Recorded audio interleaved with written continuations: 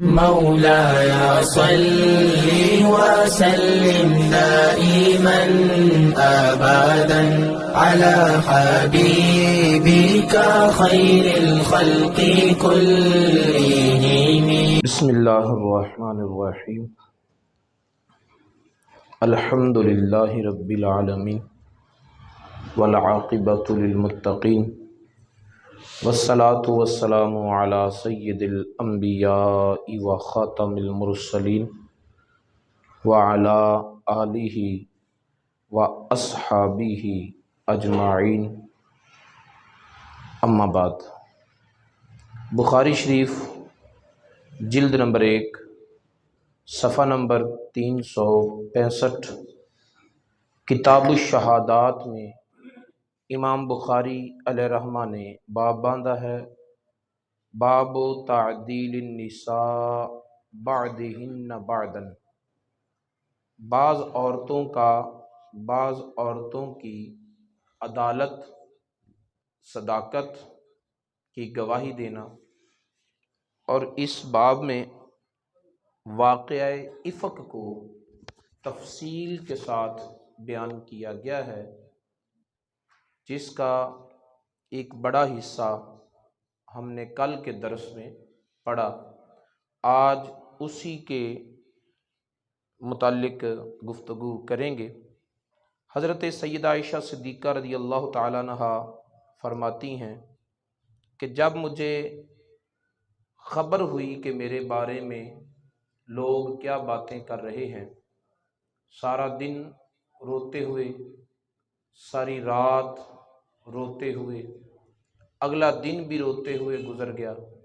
اگلی رات بھی روتے ہوئے گزر گئی، پھر اگلے دن کی صبح ہوئی تو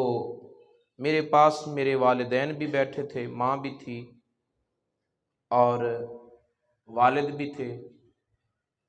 ایک انصاریہ عورت بھی آئی، وہ بھی میرے پاس آ کے رونے لگی۔ اسی دوران نبی پاک صلی اللہ تعالیٰ علیہ وآلہ وسلم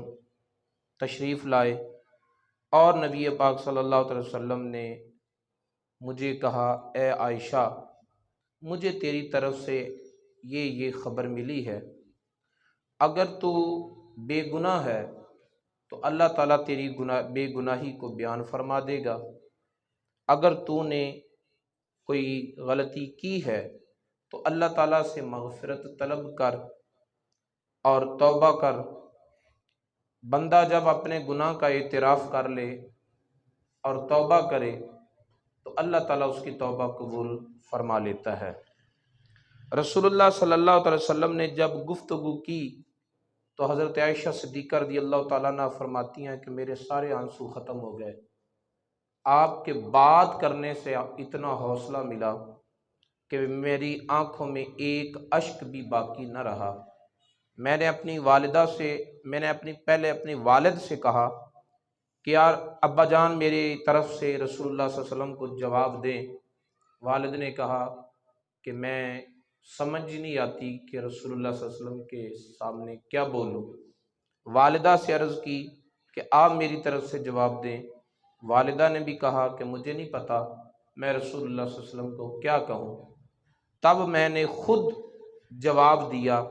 اور جواب یہ دیا کہ یا رسول اللہ صلی اللہ علیہ وسلم، مجھے پتا ہے کہ آپ نے لوگوں سے کچھ باتیں سن رکھی ہیں اور وہ آپ لوگوں کے دلوں میں بیٹھ چکی ہیں۔ لفظ ہیں وَقَرَ فِي أَنفُسِكُمْ، تمہارے دلوں میں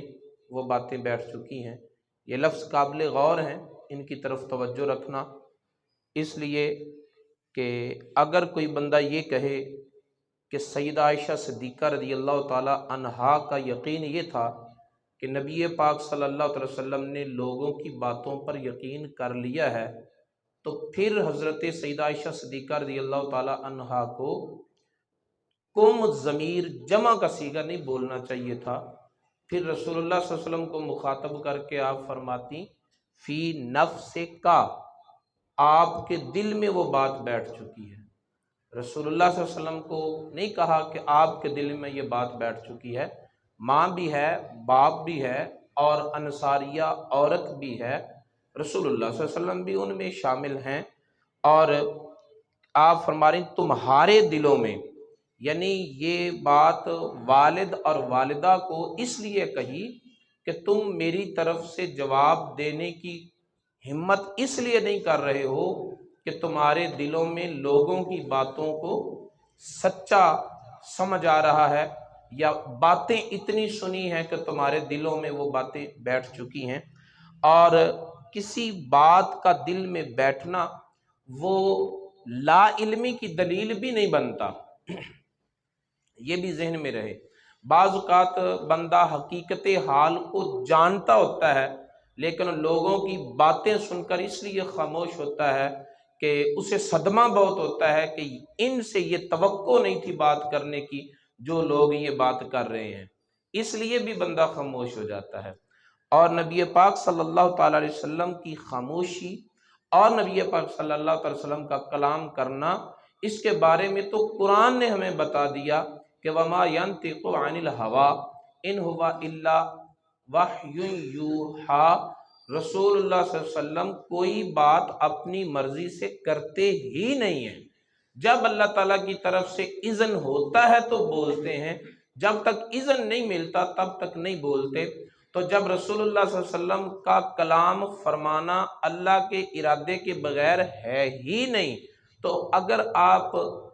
حقیقت حال کو سمجھتے ہوئے بھی خاموش رہیں تو یہ آپ کی لا علمی کی دلیل نہیں، اللہ تعالیٰ کی مصلحت اور حکمت پر مبنی ہے۔ اس لیے انفسکم کی ضمیر جو ہے وہ اس کی طرف توجہ رکھنی ہے کہ حضرت عائشہ صدیقہ رضی اللہ تعالی عنہا کے عقیدے میں قطعی طور پر یہ بات نہیں تھی کہ رسول اللہ صلی اللہ علیہ وسلم حقیقت حال سے بے خبر ہیں۔ وصدقتم بہ، تم ان باتوں کی تصدیق بھی کر چکے ہو، یہ بھی جمع کا صیغہ ہے۔ پھر اگر میں تمہیں کہوں کہ میں بے گناہ ہوں اور اللہ تعالیٰ جانتا ہے کہ میں بے گناہ ہی ہوں، تو تم میری بات کی تصدیق نہیں کرو گے کہ اپنے منہ سے سارا شہر کوئی بات کر رہا ہے، میں اپنے منہ سے اپنی اگر بے گناہی کو بیان بھی کروں تو تمہیں کب یقین آئے گا؟ اور اگر میں اپنے اعتراف کر لوں اس گناہ کا کہ ہاں ٹھیک ہے جو لوگ کہہ رہے ہیں، جو تمہارے دلوں میں بیٹھ چکا ہے وہ حقیقت ہے، حالانکہ اللہ تعالیٰ جانتا ہے کہ میں بے گناہ ہوں، میں نے کوئی ایسا کام نہیں کیا، تو تم بڑی جلدی سچ مان لو گے۔ واللہ ما اجد لی ولکم مثلا الا ابا یوسف، اللہ کی قسم میری اور تمہاری مثال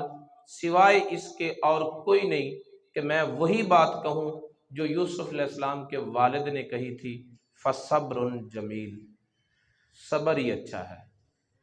واللہ المستعان علی ما تصفون، جو تم باتیں کرتے ہو ان باتوں پر میرا اللہ مددگار ہے۔ اللہ تعالیٰ ہی میری بے گناہی کا اعلان کرے تو تب ہی میں ان تہمتوں سے اور ان الزامات سے نکل سکتی ہوں۔ کروٹ بدلی اور اپنے بستر پر لیٹ گئی، فرماتی ہیں مجھے اب امید تھی کہ اللہ تعالیٰ میری بے گناہی کو بیان فرما دے گا، لیکن مجھے یہ نہیں یقین تھا، یہ نہیں تھا میرے دل میں خیال کہ میرے بارے میں قرآن اترے گا، میرے بارے میں قرآن پاک کی آیتیں اتریں گی، یہ نہیں میرے دل میں تھا، کیونکہ میں اپنے آپ کو اس قابل نہیں سمجھتی تھی کہ میرے بارے میں قرآن اترے۔ یہ ان کی عاجزی ہے، یہ ان کا یہ انکساری ہے۔ میں اپنے آپ کو اس قابل نہیں سمجھتی تھی کہ قرآن میرے بارے میں کلام کرے گا۔ مجھے امید یہ تھی کہ ان یرا رسول اللہ صلی اللہ علیہ وسلم فی النوم رؤیا تبرئنی، رسول اللہ صلی اللہ علیہ وسلم خواب میں کوئی معاملہ دیکھ لیں گے،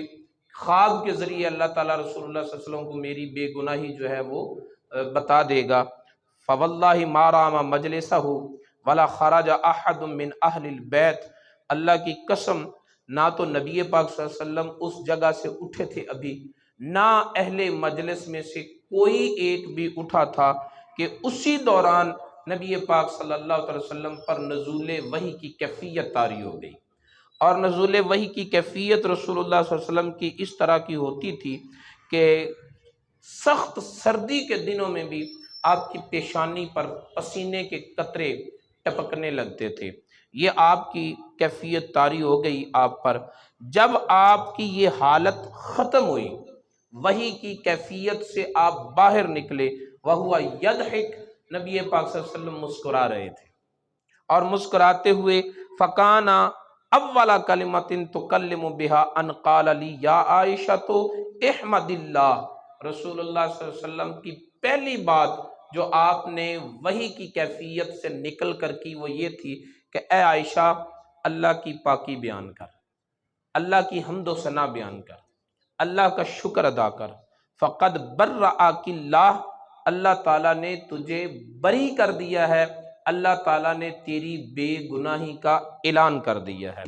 میری والدہ نے مجھے کہا کہ اٹھ اور رسول اللہ صلی اللہ علیہ وسلم کی تعظیم کر، رسول اللہ صلی اللہ علیہ وسلم کا شکریہ ادا کر، رسول اللہ صلی اللہ علیہ وسلم کے قریب چلی جا۔ میری والدہ نے یہ کہا، لیکن میں نے کیا کہا؟ لا واللہ لا اقوم الیہ ولا احمد الا اللہ، نہ تو میں رسول اللہ صلی اللہ علیہ وسلم کی طرف پہل جانے میں پہل کروں گی، نہ میں کسی اور کا شکریہ ادا کروں گی، سب سے پہلے اللہ کی بارگاہ میں سجدہ شکر ادا کروں گی، سب سے پہلے میں اللہ تعالیٰ کا شکر ادا کرتی ہوں۔ فانزل اللہ عز وجل ان الذین جاءوا بالافک عصبۃ منکم، اللہ تعالیٰ نے یہ آیتیں نازل فرمائیں، اور یہ سورہ نور کے اندر مسلسل 18 آیتیں ہیں جن آیتوں میں اللہ رب العزت نے حضرت عائشہ صدیقہ رضی اللہ تعالی عنہا کی بے گناہی کو بیان فرمایا ہے۔ ایک آیت بھی کافی تھی، یہ ذہن میں رکھا جائے، بے گناہی کا اعلان کرنے کے لیے ایک آیت بھی کافی تھی، لیکن اللہ تعالیٰ نے 18 آیتیں بیان نازل فرما کر حضرت عائشہ صدیقہ رضی اللہ تعالی عنہا کی عظمت اور ان کی شان کو بیان کیا، اور انہیں عزتیں اور انہیں رفعتیں عطا فرمائیں، اور امت کو بتایا کہ یہ تمہاری ماں تھوڑی سی فضیلت کی حامل نہیں، بہت بڑے شرف کی مالک ہے۔ مصطح بن اساسہ، یہ حضرت ابو بکر صدیق رضی اللہ تعالی عنہ کے قریبی رشتہ دار تھے، اور حضرت ابو بکر صدیق رضی اللہ تعالی عنہ ان کی تنگ دستی اور پریشان حالی کی وجہ سے ان پر ماہانہ خرچ کیا کرتے تھے، انہیں ماہانہ کچھ خرچ دیا کرتے تھے، لیکن جب حضرت عائشہ صدیقہ رضی اللہ تعالی عنہا کی یہ معاملہ چلا، مہینہ بھر یہ باتیں چلتی رہیں، تو اس میں اس بات کو جو اڑانے میں پیش لوگ تھے، ان میں یہ مصطح بن اسامہ بھی شامل تھے۔ مصطح بن اساسہ، حضرت ابو بکر صدیق رضی اللہ تعالیٰ عنہ کو کسی کی بات پر اتنی تکلیف نہیں ہوئی جتنی مصطح کی باتوں سے ہوئی، کیونکہ یہ نمک خوار تھا، یہ اس گھر سے پل رہا تھا، یہ قریبی رشتہ دار بھی تھا۔ حضرت ابو بکر صدیق رضی اللہ تعالیٰ عنہ نے قسم اٹھا کر کہا کہ لا انفق علی مصطح شیئا ابدا، اب میں کبھی بھی مصطح کو کوئی شے نہیں دوں گا، کم از کم یہ تو خیال کرتا، اسے تو لحاظ کرنا چاہیے تھا، اسے تو یہ باتیں نہیں کرنی چاہیے تھیں جو لوگ کر رہے تھے۔ لیکن اللہ رب العزت نے پھر قرآن پاک کو نازل فرمایا، اب یہ آیت حضرت ابو بکر صدیق کے نشان میں نازل ہو رہی،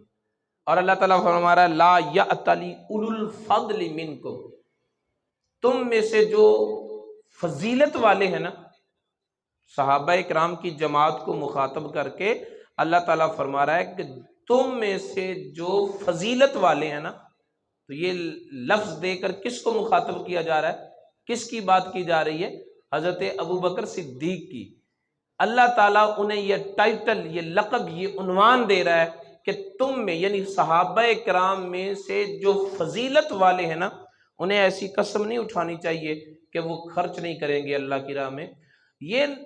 نچلے درجے کے لوگوں کا کام ہے کہ وہ نمک حرامی کرتے رہتے ہیں، بے وفائیاں کرتے رہتے ہیں، لیکن جو میرے چنے ہوئے بندے ہیں، جو فضیلت والے لوگ ہیں، وہ ان کے بدلے کو تھوڑی دیکھتے ہیں کہ رد عمل میں یہ وفا کرتے ہیں یا جفا کرتے ہیں، وہ تو یہ دیکھتے ہیں کہ ہم نے جس کے نام پر دیا ہے نا وہ راضی ہو جائے، جواباً کوئی ہمارے ساتھ اچھا کرے یا برا کرے، اس سے ہمیں کوئی غرض نہیں ہے۔ ایک تو حضرت ابوبکر صدیق کو فضیلت والا قرار دیا گیا۔ قرآن کہتا ہے کہ صحابہ کرام میں سب سے زیادہ فضیلت والے حضرت ابوبکر صدیق رضی اللہ تعالی عنہ ہیں، اور یہ فضیلت مطلقہ ہے، روحانی طور پہ بھی، جسمانی طور پہ بھی، علمی اعتبار سے بھی، عملی اعتبار سے بھی، تقوی کے اعتبار سے بھی، طہارت کے اعتبار سے بھی، اسلام کی خدمت کے اعتبار سے بھی، رسول اللہ صلی اللہ علیہ وسلم کے ساتھ عشق اور محبت کے اعتبار سے بھی کوئی تقسیم نہ کی جائے کہ وہ فلاں وجہ سے افضل ہیں، فلاں وجہ سے افضل نہیں ہے۔ علی الاطلاق افضل البشر بعد الانبیاء حضرت ابوبکر صدیق ہے، اس کے علاوہ اور کوئی دوسری رائے نہیں۔ جو اس کے علاوہ کوئی راستہ اختیار کرتا ہے وہ قرآن اور حدیث سے ہٹ کر اپنے عقیدے، اپنے نظریے کی پیروی کر رہا ہے، وہ قرآن کی تعلیمات پر عمل نہیں کر رہا۔ جب یہ آیت کریمہ نازل ہوئی تب حضرت ابوبکر صدیق رضی اللہ تعالی عنہ نے فرمایا واللہ انی لاحب ان یغفر اللہ لی، اللہ کی قسم میں پسند کرتا ہوں کہ اللہ تعالیٰ مجھے مغفرت اور بخشش عطا فرما دے، لہٰذا میں جتنا خرچہ، جس طرح اخراجات مستہ پر پہلے کیا کرتا تھا اسی طرح کرتا رہوں گا، جو میرا خدا چاہتا ہے میں وہ کروں گا، رد عمل میں میرے ساتھ کیا ہوتا ہے کیا نہیں ہوتا میں نہ وفاؤں کی طرف توجہ دوں گا نہ جفاؤں کی طرف توجہ دوں گا۔ حضرت ابوبکر صدیق رضی اللہ تعالیٰ عنہ نے بھی اپنا سلسلہ جو ہے وہ رنجش مستہ سے بھی ختم کر دی۔ اب بات دیکھیں کتنی بڑی ہے، بیٹی پر الزام ہے، سگے رشتہ دار ہیں کہ جو اس بات کو اٹھا رہے ہیں، اللہ تعالیٰ عرشوں کا خدا اس کی بے گناہی ثابت کر رہا ہے، تو اب اپنے اوپر ذرا اس کو فٹ کر کے دیکھیں، اگر ہمارے ساتھ ایسا ہو تو ہم کیا کریں۔ یہ جگر اور یہ حوصلہ صدیق اکبر کا ہی ہے کہ جس نے گھر کی چار دیواری کو کے تقدس کو پامال کیا، اس پر خرچ کیا جا رہا ہے، اور اللہ تعالیٰ کہہ رہا ہے کہ ابوبکر صدیق تو خرچ کر، اسی پر خرچ کر جس نے تیری عزت کی طرف انگلی اٹھائی۔ اور اللہ کا قانون یہ بھی ہے کہ لا یکلف اللہ نفسا الا وسعها، اللہ تعالیٰ کسی بندے کو اتنی تکلیف نہیں دیتا جتنی اس کے اندر وسعت نہ ہو، ہر بندے پر اتنا ہی بوجھ لادا جاتا ہے جتنا وہ اٹھا سکتا ہے۔ عام لوگ اس حکم کی تعمیل نہیں کر سکتے تو انہیں حکم بھی نہیں، لیکن صدیق اکبر کو یہ حکم دے کر اللہ تعالیٰ نے لوگوں کو بتایا، اپنے بندوں کو بتایا کہ جتنا حوصلہ میں نے ابوبکر صدیق کے سینے میں رکھا ہے اتنا حوصلہ کسی اور کے سینے میں نہیں ہے۔ ابوبکر صدیق کے اندر اتنی برداشت ہے کہ وہ اس طرح کے بے وفاؤں کے ساتھ بھی اچھا رویہ اور اچھا تعلق برقرار رکھ سکتا ہے، اور صدیق اکبر نے اللہ تعالیٰ کے حکم کے سامنے سر تسلیم خم کر کے یہ عملی طور پر بتایا کہ ہاں میں اللہ تعالیٰ کے احکامات پر عمل کرتے ہوئے نہ اپنے جذبات کو دیکھتا ہوں، نہ اپنی کیفیات کو دیکھتا ہوں، نہ اپنی طبیعت کو دیکھتا ہوں، سب کچھ اللہ اور اللہ کے رسول پر قربان کر چکا ہوں۔ حضرت زینب رضی اللہ تعالی عنہا سے بھی نبی پاک صلی اللہ علیہ وسلم نے پوچھا، زینب بنت جہش سے، سیدہ عائشہ صدیقہ رضی اللہ تعالی عنہا کے بارے میں کہ اے زینب ما علمت ما رأیت، تیرا کیا خیال ہے، تو کیا کہتی ہے حضرت عائشہ صدیقہ کے بارے میں جو باتیں ہو رہی ہیں؟ تو آپ نے فرمایا کہ یا رسول اللہ احمی سمعی و بصری، یا رسول اللہ میں اپنی آنکھوں کی اور اپنے کانوں کی بڑی حفاظت کرتی ہوں، نہ غلط چیز دیکھتی ہوں نہ غلط بات سنتی ہوں، میں اپنی آنکھوں کی بھی حفاظت کرتی ہوں، میں اپنے کانوں کی بھی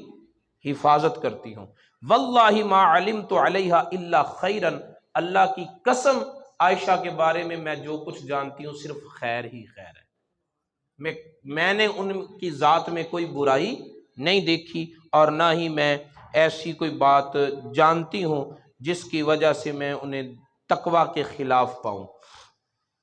تو سامعین فعاصمہ اللہ بالورع، اللہ تعالیٰ نے ان کے تقوی کی وجہ سے انہیں بچا لیا۔ اب اس حدیث شریف کو لے کر بعض لوگ کلام کرتے ہیں، وہ کہتے ہیں دیکھیں تم کہتے ہو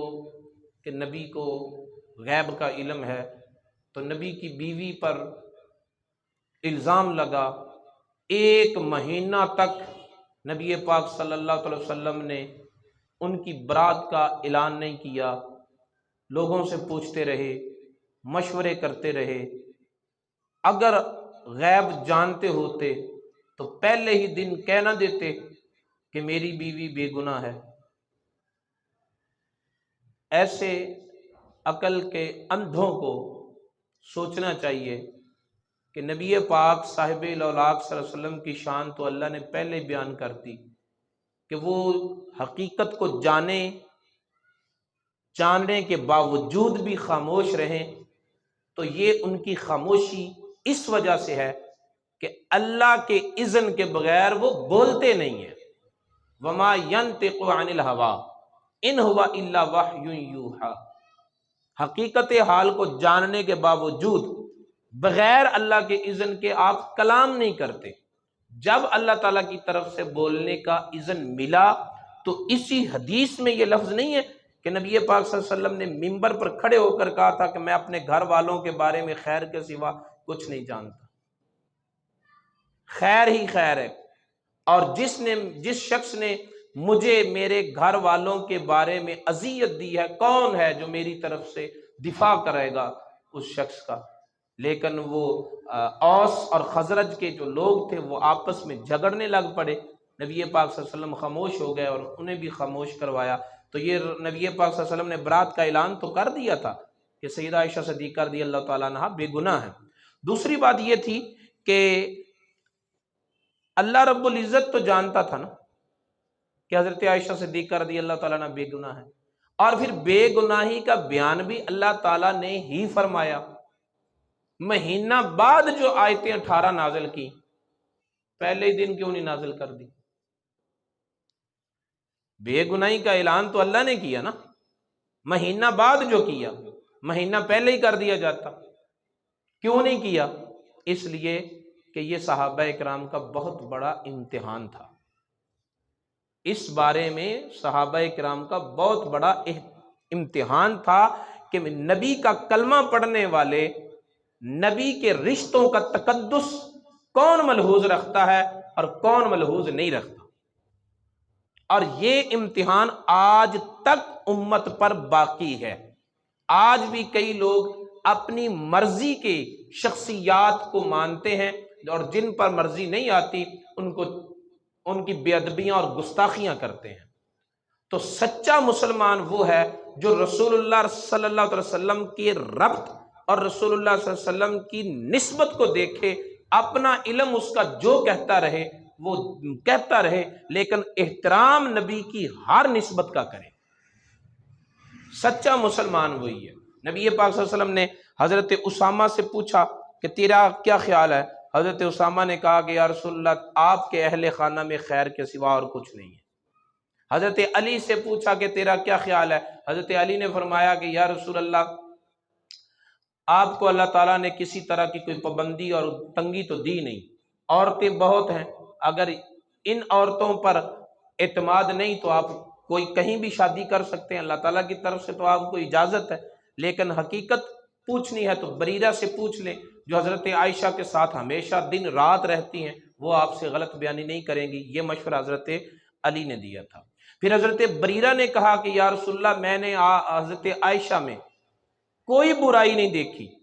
جس کو میں برا سمجھوں، کوئی ایسا کام نہیں ہے، بس اتنا ہے کہ وہ آٹا گوندھ کے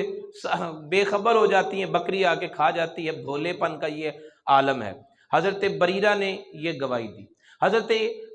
عمر بن خطاب رضی اللہ تعالیٰ عنہ سے بھی نبی پاک صلی اللہ علیہ وسلم نے پوچھا، وہ اس روایت میں نہیں ہے، وہ دیگر روایتوں میں اس کا ذکر آتا ہے۔ حضرت عمر رضی اللہ تعالیٰ سے پوچھا کہ عائشہ کے بارے میں تیرے کیا رائے ہے؟ حضرت عمر رضی اللہ تعالیٰ نے کہا کہ یا رسول اللہ، اللہ تعالیٰ نے آپ کا سایہ نہیں بنایا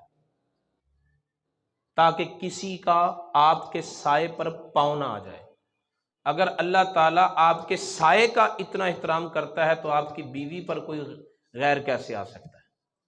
یہ حضرت عمر کا استدلال تھا۔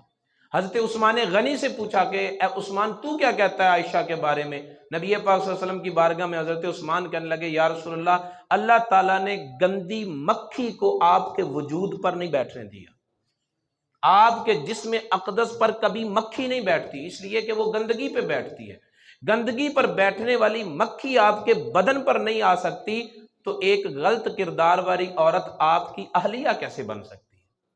لہٰذا ان کا آپ کی اہلیہ ہونا اس بات کی دلیل ہے کہ کسی طرح کی کوئی بھی برائی سیدہ عائشہ میں نہیں پائی جا رہی۔ تو رسول اللہ صلی اللہ علیہ وسلم ایک ایک صحابی سے یہ پوچھ رہے ہیں، اور 1 مہینہ تک اللہ تعالیٰ نے بھی بیان نہیں فرمایا، رسول اللہ بھی خاموش رہے، تو یہ خاموشی امت کا سخت امتحان تھی۔